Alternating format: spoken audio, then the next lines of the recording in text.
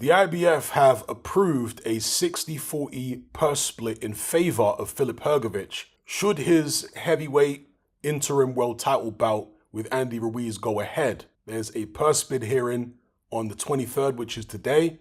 So it's going to be interesting to see if any bids go in from the Ruiz side of the play, because Ruiz currently is still with PBC, although I heard that he was on his last bout with them. I'm not sure whether that's true.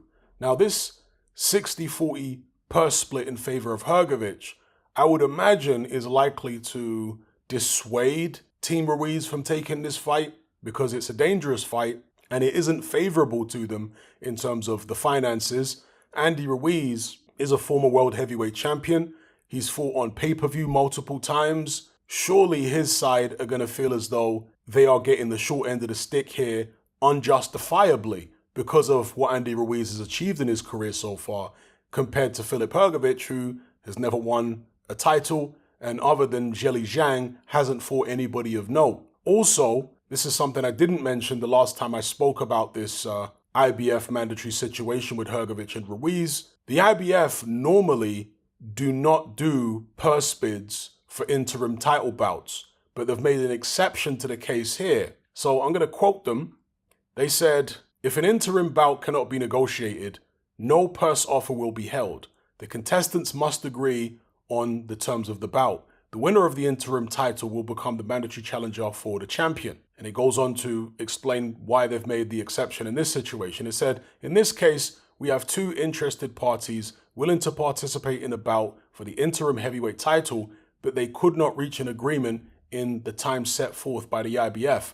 According to our rules, purse bid would not be ordered for an interim title. However, because the Hrgovic and Ruiz camps have expressed their interest in this bout taking place, we are once again making an exception to our rule and proceeding to a purse bid.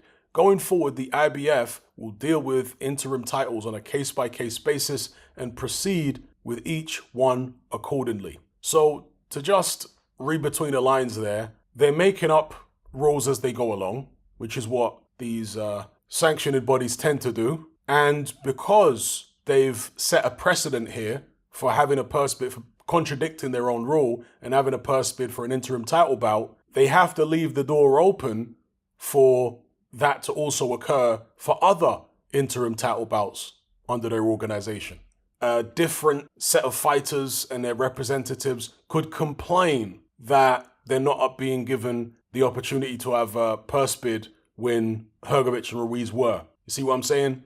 So that's what I take from the IBF with regards to them going against their own rules. The IBF, compared to the other sanctioned bodies, seem to stick to their rules a bit more strictly, but as you can see in this instance, not completely strictly, right? They will move the goalposts now and then. And of course, even with regards to ordering the Filip Hrgovic Alexander Usyk fight, because that was ordered a few weeks ago, then they rescinded it. So again, normally the IBF are bullish when it comes to enforcing their mandatories, but on this occasion, they backed off. So make of that what you will. Now, some people are going to say that's in the best interest of boxing because they're allowing for an undisputed fight. These are exceptional circumstances. Okay, but aren't rules rules? Do they have in their rules certain clauses or provisions to allow for an undisputed in the case of having a mandatory waiting for his shot or ordering a mandatory? Do you see what I'm saying? Or, as I said earlier on, are they just making these things up as they go along?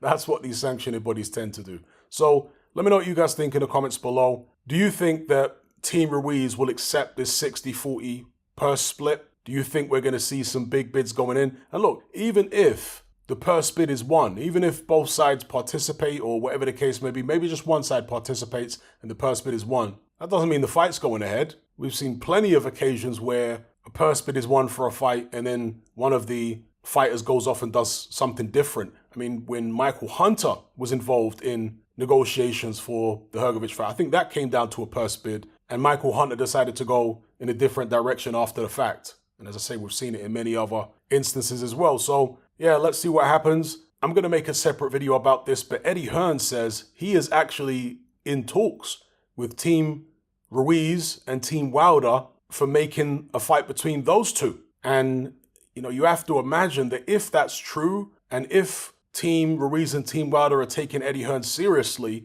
that could lend credence to this idea, this notion, this rumor that Al Heyman is really struggling to get the money together to pay Deontay Wilder and Andy Ruiz what they want to fight each other. Because what other reason could there be for that fight not happening?